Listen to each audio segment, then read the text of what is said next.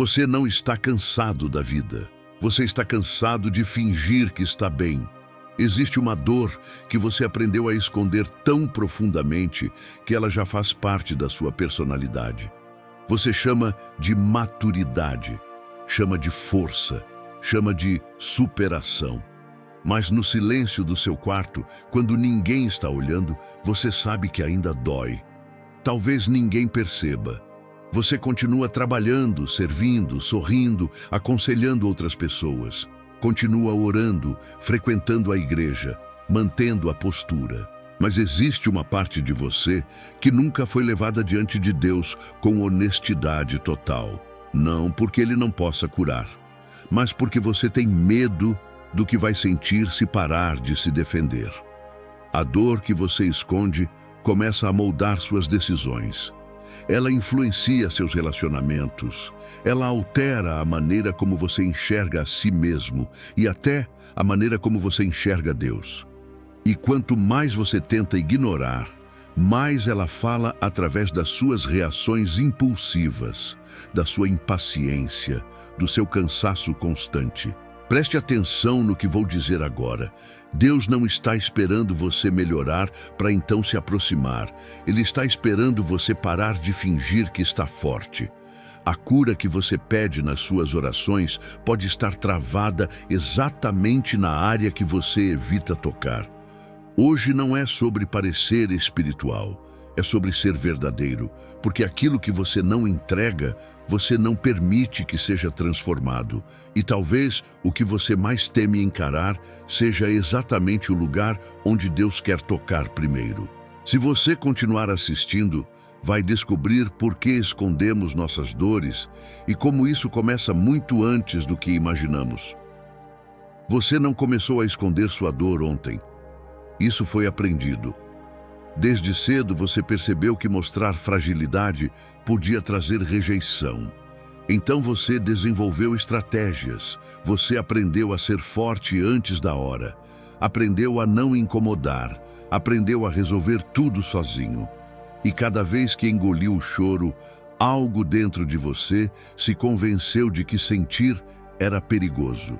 Existe também uma camada espiritual nisso. Muitas vezes confundimos fé com negação. Acreditamos que confiar em Deus significa não sentir tristeza, não sentir raiva, não sentir decepção. Mas fé não é anestesia emocional. Fé é confiança em meio à dor reconhecida. O problema é que a dor escondida não desaparece. Ela se reorganiza, ela muda de forma.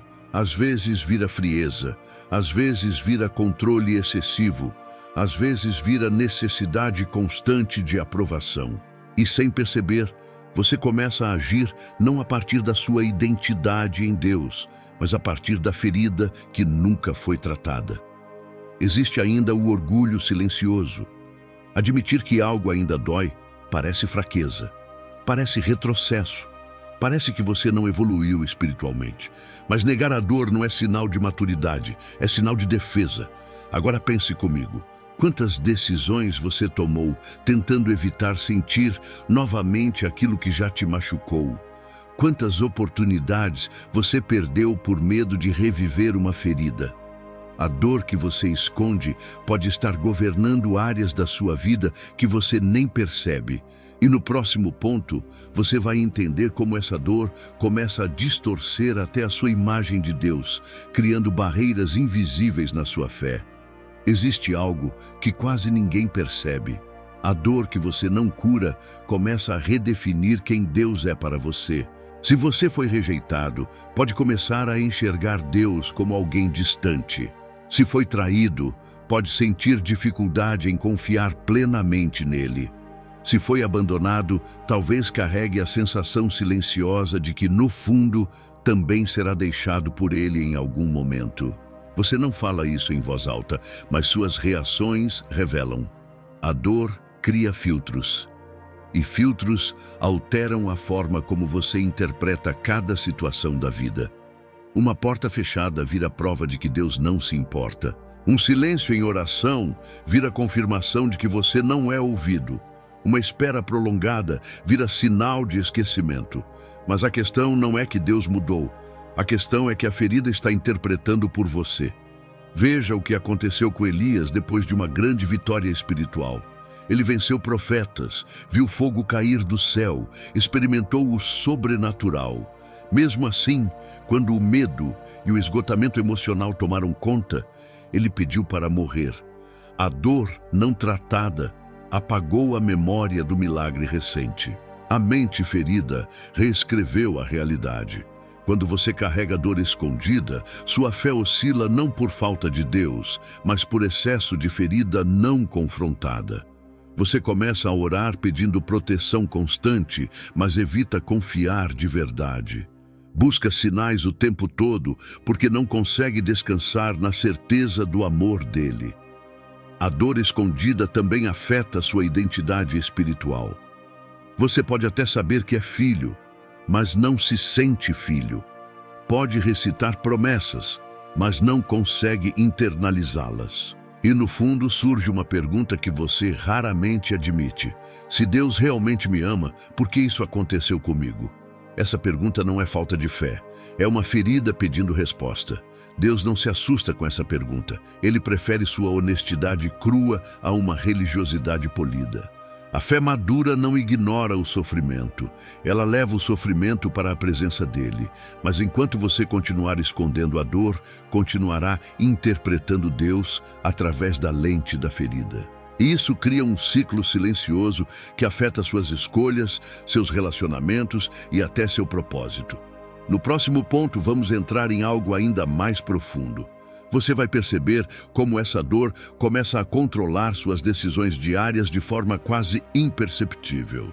A maioria das pessoas acredita que toma decisões de forma racional, mas muitas escolhas são respostas emocionais a feridas antigas. Você diz que é exigente demais nos relacionamentos, mas talvez esteja apenas tentando evitar ser machucado outra vez. Você afirma que prefere fazer tudo sozinho, mas pode estar evitando depender de alguém porque já foi decepcionado. Você diz que não cria expectativas, quando na verdade tem medo de sentir frustração novamente. A dor escondida começa a operar nos bastidores. Ela se infiltra na maneira como você reage a críticas, na forma como interpreta um silêncio, no modo como responde a uma negativa. Às vezes você nem percebe que está reagindo ao passado enquanto vive o presente. Isso também atinge sua vida espiritual. Você pode evitar se envolver profundamente com pessoas na igreja porque já foi ferido antes. Pode evitar assumir responsabilidades maiores porque teme falhar novamente. Pode até limitar seus sonhos, dizendo que está sendo prudente, quando na verdade está sendo governado pelo medo.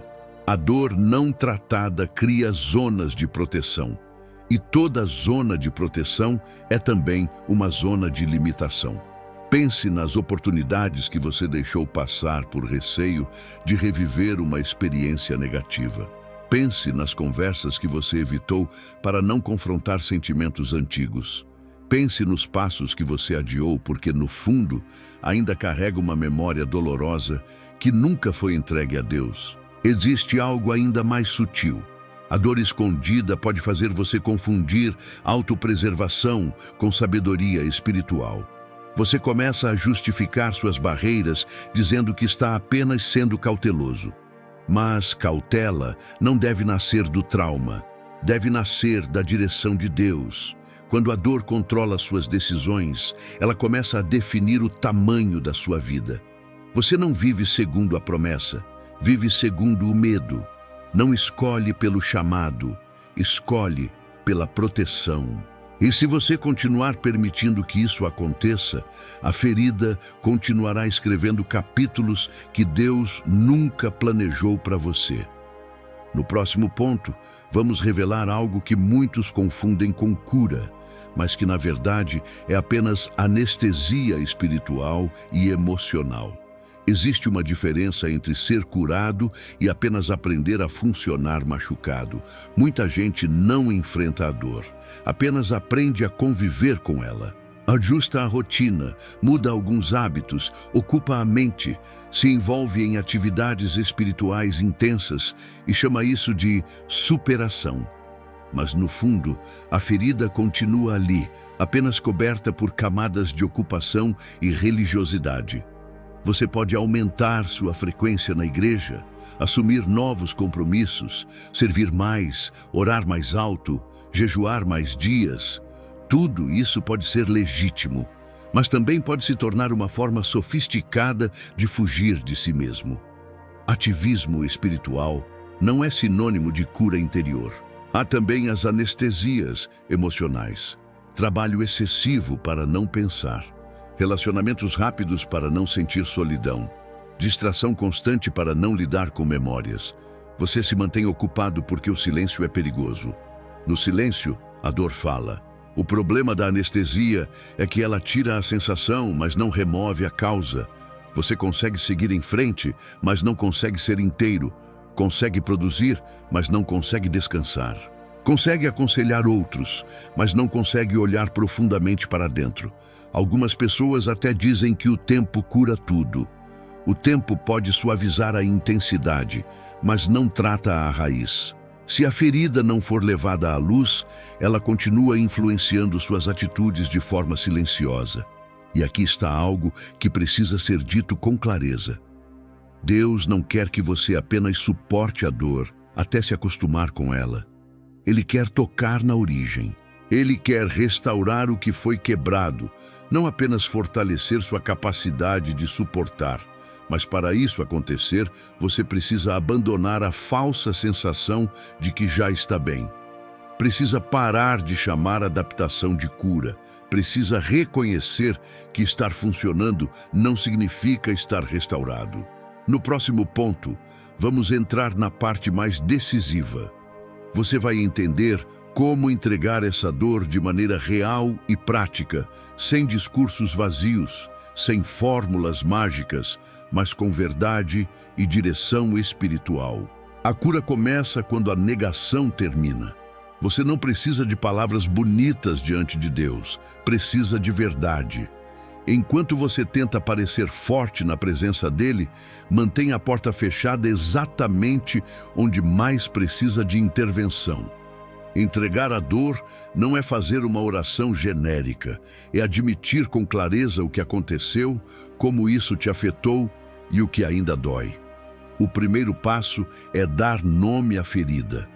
Não diga apenas que foi difícil, diga que foi abandono. Não diga apenas que foi uma fase complicada, diga que foi traição.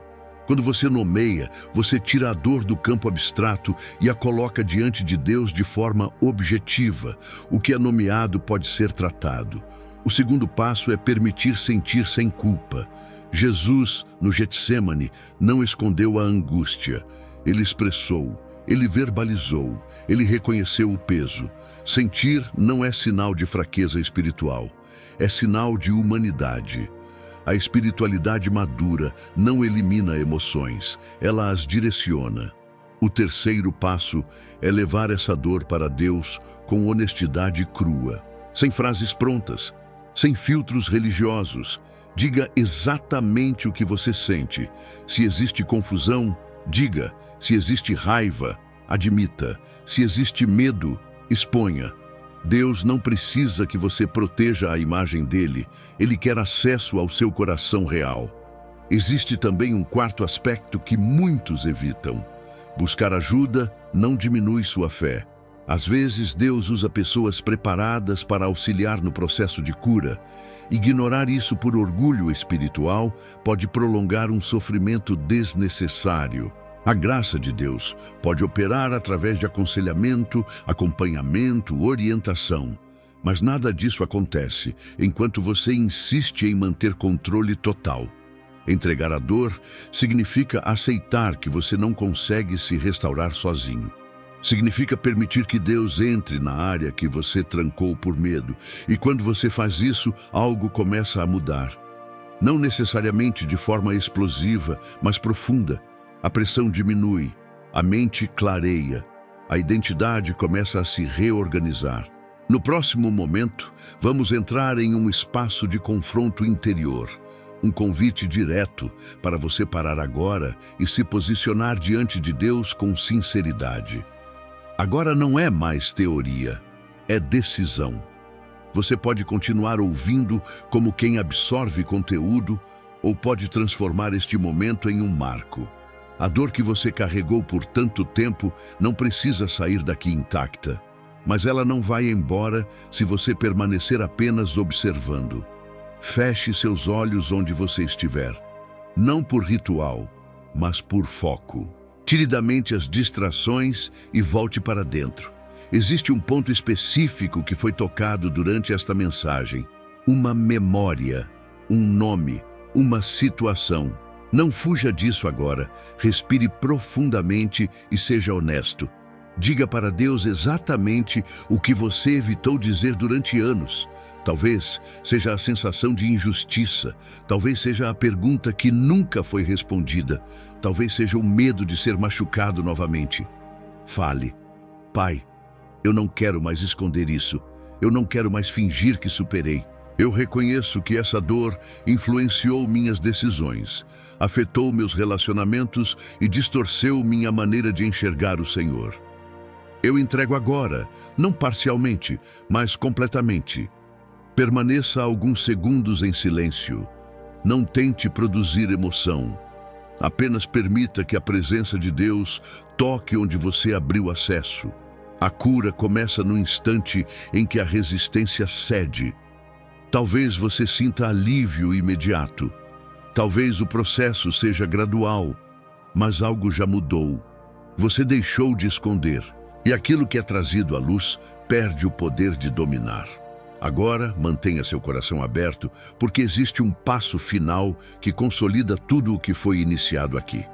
O que aconteceu agora não pode ficar apenas como um momento emocional. Precisa se tornar um novo posicionamento.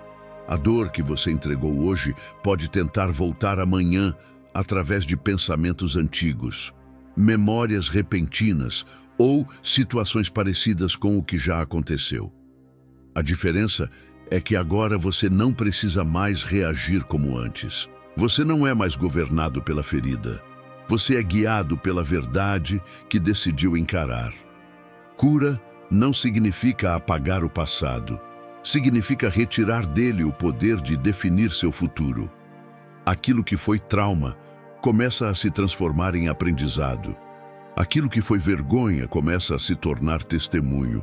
Aquilo que era peso começa a se tornar maturidade. Mas existe responsabilidade nesse processo. Sempre que a velha dor tentar ditar suas decisões, você precisará lembrar do que fez aqui. Lembrar que escolheu confiar. Lembrar que decidiu não se esconder mais. A cura é um caminho contínuo de alinhamento com a verdade.